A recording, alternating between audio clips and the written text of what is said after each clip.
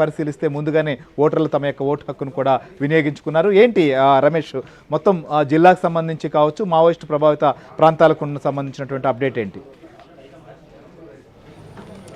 Good evening శ్రేయర్ గారు. ప్రధానంగా ఉమ్మడి శ్రీకాకుళం జిల్లాలో కొన్ని చోట్ల ఇప్పటికే పోలింగ్ ముగిసింది. ప్రధానంగా ఏజెన్సీ ప్రాంతం అనేటువంటి పాలకొండ నియోజకవర్గంలో 5 గంటలకే పోలింగ్ ముగిసింది. అక్కడ 5 గంటలకు అందుతున్నటువంటి సమాచారం ప్రకారం 53% పోలింగ్ నమోదైనట్లు తెలుస్తోంది. అది అంచనా మాత్రమే, అధికారికంగా ఇంకా ప్రకటన చేయలేదు. కానీ ఉమ్మడి శ్రీకాకుళం జిల్లాలో శ్రీకాకుళం పార్లమెంటరీ పరిధిలో 7 అసెంబ్లీ నియోజకవర్గాలు, అదేవిధంగా ఒక పార్లమెంటరీ నియోజకవర్గానికి సంబంధించి 54.99% 5 గంటల రిపోర్టుకు నమోదైనట్లు తెలుస్తుంది. 5 గంటలకు విడుదల చేసినటువంటి రిపోర్టులో 54.99 పోల్ శాతం నమోదైంది. అయితే ఇంకా దాదాపుగా 45 నిమిషాల పాటు ఇంకా ఉంది కాబట్టి ఇంకా పోల్ పర్సంటేజ్ పెరిగేటటువంటి అవకాశం ఉంది. ఎందుకంటే దాదాపుగా మధ్యాహ్నం అంతా కూడా తీవ్రమైనటువంటి ఎండ ప్రభావం ఉంది.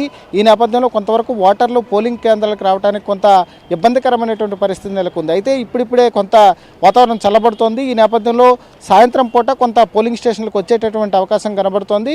రూరల్ ప్రాంతాల్లో అయితే 3 గంటలు 4 గంటల ప్రాంతానికే మొత్తం కూడా ఓటర్లందరూ కూడా తమ ఓటు హక్కును వినియోగించుకున్నారు. అయితే కొంత అర్బన్ ప్రాంతాలలో మాత్రం కొంత మందకొడిగా సాగుతుంది. ఎందుకంటే అక్కడ ఉండేటటువంటి ఓటర్లు మధ్యాహ్నం ఎండ తీవ్రత ఎక్కువగా ఉండేటటువంటి నేపథ్యంలో సాయంత్రం వెళ్ళి ఓటు హక్కు వినియోగించుకోవాలనేటటువంటి ఒక భావనలో ఉన్నారు. ఈ నేపథ్యంలో సాయంత్రం వినియోగించుకుంటున్నటువంటి పరిస్థితి కనబడుతోంది.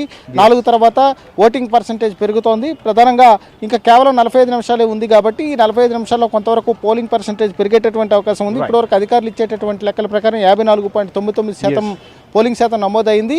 అయితే ముఖ్యంగా శ్రీకాకుళం జిల్లాలో అక్కడక్కడ చెదురుమదురు ఘటనలు మినహా ఎలాంటి ఇబ్బందికరమైనటువంటి పరిస్థితి లేకుండా శాంతియుతమైనటువంటి మార్గంలోనే ఎన్నికలు జరుగుతున్నాయి.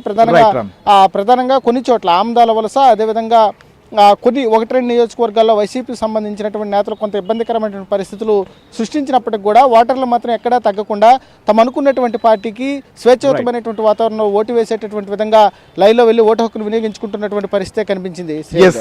రమేష్, చూద్దాం, ఇంకా కూడా 6 గంటల వరకు పోలింగ్ ఉంది కాబట్టి మిగిలినటువంటి అప్డేట్స్ సంబంధించి కూడా ఇక ప్రధానంగా చూస్తే అటు విశాఖ నగరం, అదే జిల్లాలో చూసినప్పుడు ఏజెన్సీ ప్రాంతం కూడా, ఈ ఏజెన్సీ ప్రాంతంలో ఇప్పటికే పోలింగ్ కూడా ముగిసింది. సో రామకృష్ణ, ఏంటి ఎలా జరిగింది ఈసారి? మనం చూసాం కొన్ని ప్రత్యేక ప్రాంతాల్లో హెలికాప్టర్ల సాయంతో కూడా పోలింగ్